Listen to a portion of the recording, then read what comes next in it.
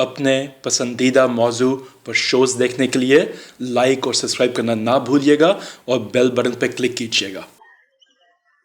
حقائق T V, اور ہم اسی پروگرام کو کنٹینیو کر رہے ہیں جس کا ٹائٹل آپ یہ کریں 23 مارچ 93 سے لے کے 23 مارچ 2033 تک، اور ہمارے مہمان جناب صلاح الدین محمود صاحب جو پیشے کے لحاظ سے جو چارٹرڈ اکاؤنٹنٹ ہیں، لیکن اللہ نے انہیں وہ آنکھ بھی عطا کی جو مستقبل میں بھی دیکھ سکتی ہے، اور جسے یہ فہم ہے کہ آئندہ پاکستان کے لیے کون سا وقت آ رہا ہے اور کیسا آ رہا ہے۔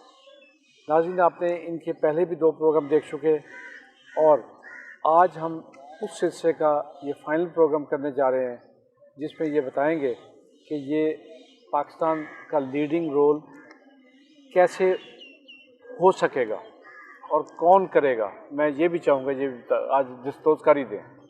جی صلاح الدین صاحب۔ بسم اللہ الرحمن الرحیم۔ السلام علیکم۔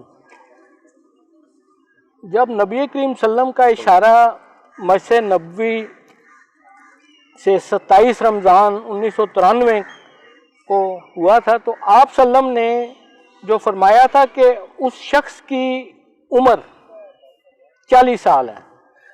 اصل میں ایک تو اس جس سے تبدیلی آنی ہے، اب یہ سمجھ لیں کہ جس سے تبدیلی آنی ہے، لیکن جو نبی کریم صلی اللہ علیہ وسلم کے سینے کے اندر کی تبدیلی تھی وہ یہ تھی کہ دنیا خمینی کو بھول جائے گی، کیونکہ یہ عالمگیر ایک انقلاب آ رہا ہے کہ جو شاید تاریخ دنیا کے 1000 سال کے بعد آ رہا ہے۔ تو اس میں ظاہری سبب یہ عمران خان کا رول ہوگا۔ ہاں جی، عمران خان کا نام نہیں لیا تھا، لیکن آپ صلی اللہ علیہ وسلم نے عمر 40 سال بتائی تھی۔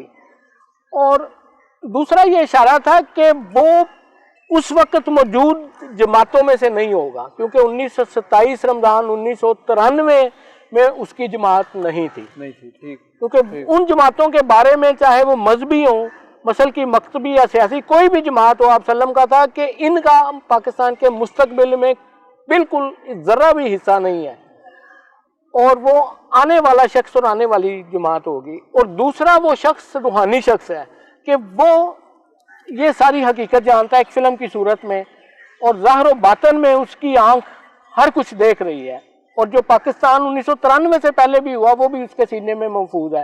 اصل میں وہ شخص عمران خان کو ملے گا تو پھر جب ظاہر اور باطن ایک ہو جائے گا تو پھر اسی طرح کہ جس طرح ایک ذات اور روح ملتی ہے تو باطن کی آنکھ کھل جاتی ہے، تو پھر یہ پاکستان کی آنکھ کھل جائے گی۔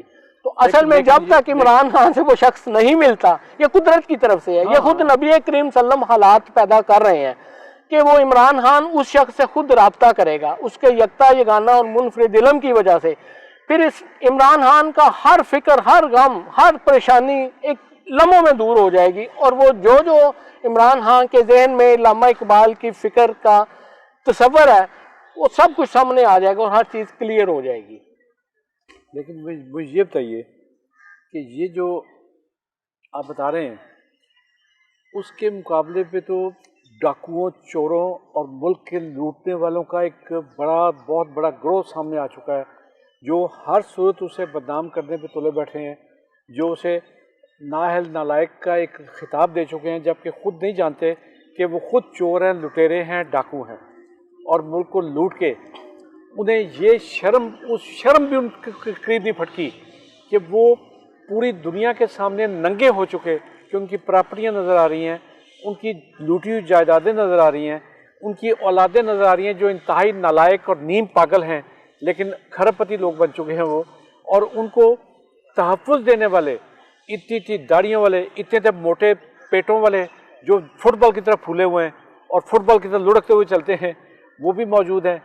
تو یہ بیچارہ اکیلا کیا کرے گا، یہ بھی بتائیے۔ اصل میں اس بہت بڑی حقیقت کی طرف انکشاف کرنے والا ہوں کہ جو اتنا بڑا انقلاب ہے یہ عمران خان نہیں لے کے آیا، یہ نبی کریم صلی اللہ علیہ وسلم کے اپنے ہونٹوں کے الفاظ ہیں کہ اگر میں پاکستان کا نظام یا کنٹرول پوری طرح سے فنا و بقا کا نہ سنبھالتا تو پاکستان صفحہ ہستی سے مٹ چکا ہوتا۔ یہ آپ صلی اللہ علیہ وسلم کے اپنے ہونٹوں کے الفاظ سے یہ اسی رات 27 رمضان 1993 کو کہ اگر میں نہ سنبھالتا تو یہ جو تبدیلیاں آ رہی ہیں۔ یہ کس کو کہے اور کہاں کہے انہوں نے، یہ تو بتائیں ذرا۔ یہ اگر آپ کو کہیں تو آپ بتا ہی دیں پھر ہمیں بھی. یہ میں پھر انکشاف کروں گا کسی وقت اس بات کا. نہیں ہمیں خوشی ہوگی کہ ہم کیونکہ کیسے میں پھر انکشاف کروں گا. شخصیت سے مل رہے ہیں, ایسی شخصیت کو قوم کے سامنے لا رہے ہیں جنہیں اللہ نے یہ شرف عطا کیا اور وہ ظرف عطا کیا کہ وہ اس کائنات کے مالک, جس کی جو وجہ تخلیق کائنات ہے اس کو مل چکا ہے, اس کو دیکھ چکا ہے, ان سے فیض یافتہ ہے. دراصل حق تعالیٰ کی ذات جس شخص سے کام لینا چاہتی ہے اس کا سینہ کھول دیتی ہے. جس طرح نور الدین زنگی اسی وقت ہی نور الدین بنا جب نبی کریم صلی اللہ علیہ وسلم کی زیارت ہوئی. بے شک بے شک. قائد اعظم محمد علی جناح جو پاکستان چھوڑ کر تہیا کر کے جا چکے تھے کہ میں ان کو ایک نہیں کر سکوں گا, تو صرف اسی صورت واپس آئے کہ جب نبی کریم صلی اللہ علیہ وسلم کی نظر رحمت ہوئی اور آپ صلی اللہ علیہ وسلم نے کہا کہ Muhammad Ali Jinnah you are wanted in subcontinent for independence movement. تو یہ صرف ہر شے کائنات کی اسی وقت حرکت سے آتی ہے کہ جب نبی کریم صلی اللہ علیہ وسلم کی نظریں اس کو حرکت دے دیتی ہیں. تو اب میں اس حقیقت کی طرف آنا چاہوں گا کہ یہ ہوگا کیسے. اب ایک شعر حضرت علامہ اقبال کا ہے, اس کو میں تھوڑا سا چینج کرنے لگا ہوں کہ جو اصل حقیقت کا ہے. عمل اب کر صدارت کا, صداقت کا, شجاعت کا, عدالت کا, حریت کا, اخوت کا, یگانت کا, لیا جائے گا پاکستان تم سے کام دنیا کی امامت کا. اور ایک سب سے بڑی حقیقت میں ایک اور ظاہر کرنا چاہ رہا ہوں کہ ایک آئین کا آرٹیکل 6 جس کو ہم سنگین غداری کہتے ہیں, جی جی, وہ سنگین غداری یہ ہے در حقیقت کہ آئین قانون کوئی بھی آرٹیکل قرآن مجید اور آئین میں کی کتابوں میں تو محفوظ رہے لیکن عملی طور پر جان بوجھ کر اس پر عمل نہ کرایا جائے. اور 73 سال ہو گئے ہیں آج تک ہم نے آئین پاکستان کے کسی بھی ایک آرٹیکل کو پوری طرح سے عملی نہیں کرایا. ٹھیک. اور نبی کریم صلی اللہ علیہ وسلم کی ایک حدیث ہے گناہ کبیرہ کے بارے میں. یہ گناہ کبیرہ آرٹیکل 63(1) عہدہ دار کی اہلیت کے بارے میں بھی ہے کہ وہ گناہ کبیرہ کا مرتکب نہ ہو. اور یہ میں ساری دنیا, پاکستان سے ساری دنیا کے لیے کھول دینا چاہتا ہوں کہ گناہ کبیرہ کے بارے میں آپ صلی اللہ علیہ وسلم کی ایک حدیث ہے, یہ بہت اہم حدیث ہے. آپ صلی اللہ علیہ وسلم کا فرمان ہے کہ قرآن مجید کی کوئی بھی ایک آیت, جسے ہم کہہ سکتے ہیں کوئی بھی ایک آرٹیکل ہم پڑھتے تو رہیں لیکن اس پر ہم پوری روح کے ساتھ اپنے اداروں میں, انسٹیٹیوشن میں, اپنی کابینہ میں, پارلیمنٹ میں, ایوان میں اگر اس پہ عمل نہ کرائیں تو وہ سب سے بڑا حکمران کے لیے گناہ کبیرہ ہوتا ہے.